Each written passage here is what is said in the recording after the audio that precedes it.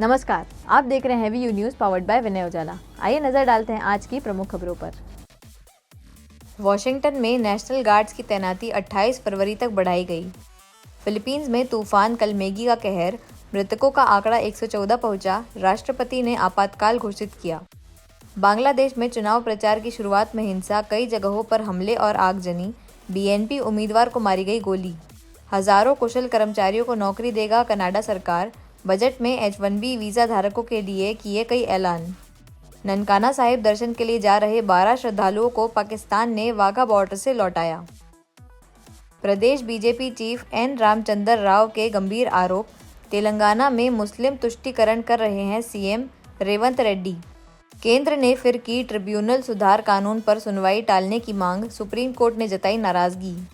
गुजरात में डीआरआई की बड़ी कार्रवाई, 22 करोड़ रुपए की अल्प्राजोलम जब्त, 4 लोगों को किया गया गिरफ्तार। आंध्र प्रदेश के सलूर में चलती बस में लगी आग, ड्राइवर ने तुरंत यात्रियों को निकाला बाहर। दिल्ली बठिंडा रेलमार्ग से 10 फाटक हटाकर बनेंगे सबवे, सिग्नल और दूरसंचार के लिए टेंडर जारी। मुंबई में लोगों को घर देने के नाम पर 100 करोड़ रुपए की ठगी, रियल एस्टेट कारोबारी के खिलाफ मामला दर्ज। मध्य प्रदेश में लॉन्च हुआ टीवीएस का नया electric vehicle orbiter. Madhya Pradesh के 5 शहरों में अब पीछे बैठने वालों के लिए भी हेलमेट अनिवार्य। 7 जिलों में 35 निर्माण कार्यों का निरीक्षण, 6 अधिकारियों पर कार्रवाई, 2 ठेकेदार ब्लैकलिस्ट। भोपाल में इज्तिमा को लेकर विवाद, हिंदू संगठनों ने लगाया धार्मिक भेदभाव का आरोप, तैयारियां जोरों पर। जबलपुर के आर्मी एरिया में होगा भारत गोल्फ महोत्सव, अभिनेता रणदीप हुड्डा होंगे शामिल।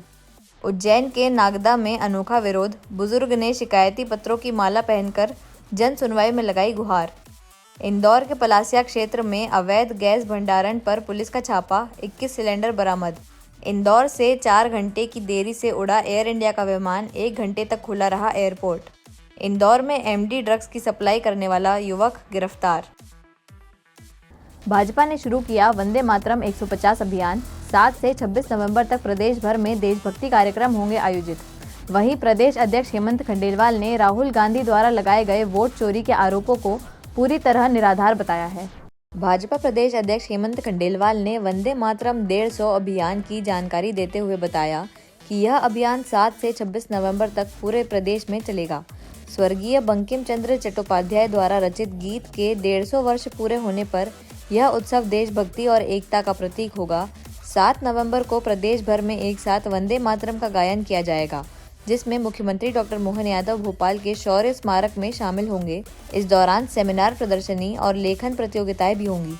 खंडेलवाल ने राहुल गांधी द्वारा लगाए गए वोट चोरी के आरोपों को पूरी तरह निराधार बताया और कहा कि कांग्रेस लगातार हार से निराश होकर भ्रम फैलाने का प्रयास कर रही है, जबकि चुनाव आयोग का SIR अभियान लोकतंत्र को मजबूत करने के लिए चलाया जा रहा है। उन्होंने एक बार फिर कहा कि मध्य प्रदेश में 2023 में जब चुनाव हुआ था वोट चोरी हुई, वो ईवीएम से हटकर वोट चोरी पर आ गए हैं। आज तो वंदे मातरम गीत के लिए मैंने ये रखा है, तो ये बात नीचे तक जाए और इस गीत की क्या महत्ता थी, इस गीत ने उस समय कैसा अलग जगाया, हमारी युवा पीढ़ी जाने।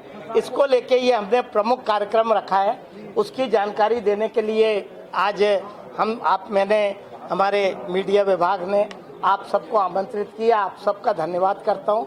थोड़ा आधा घंटे कार्यक्रम के कारण कार्यक्रम को आगे बढ़ाना पड़ा। ये विषय यहीं समाप्त होता है।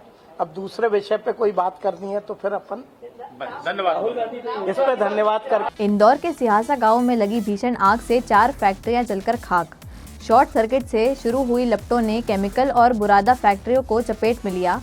लाखों का नुकसान, कोई जनहानि नहीं। इंदौर के चंदन नगर थाना क्षेत्र के सिहासा गांव में 4 फैक्ट्रियों में भीषण आग लग गई।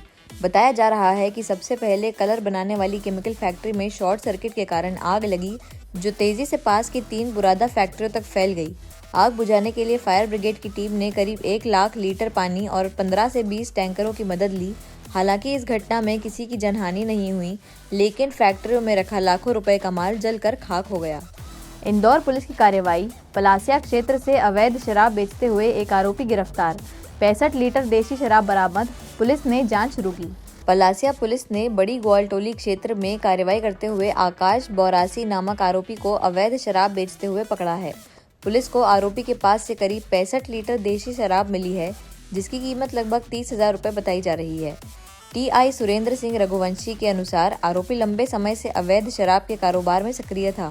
पुलिस ने आरोपी को गिरफ्तार कर मामला दर्ज किया है और उसके आपराधिक रिकॉर्ड की जांच की जा रही है। जी, ये वरिष्ठ अधिकारियों के निर्देशन में लगातार नशे के विरुद्ध कार्रवाई के चलते हमारी पलासिया पुलिस टीम के द्वारा कल रात्रि भ्रमण के दौरान सूचना प्राप्त हुई, मुखबिर द्वारा सूचना प्राप्त हुई कि बड़ी ग्वालटोली का आकाश बोरासी अवैध रूप से शराब रखकर क्रय विक्रय कर रहा है।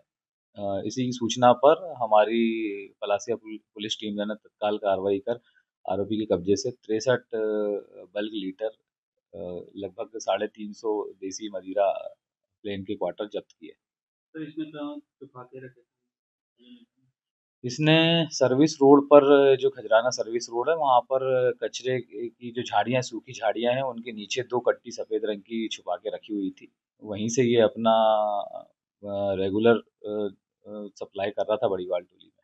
कौन है आरोपी का क्या बैकग्राउंड है? आरोपी आकाश बोरासी पिता इमरतलाल बोरासी निवासी बड़ी ग्वालटोली है। इस पर पूर्व में भी 1-2 मामले दर्ज हैं, जिसके हम अभी डिटेल्स निकाल रहे हैं। सर, ये जो महंगे दामों पे बेच रहा है। पलासिया थाना क्षेत्र में अवैध गैस सिलेंडर रिफिलिंग का किया भंडाफोड़।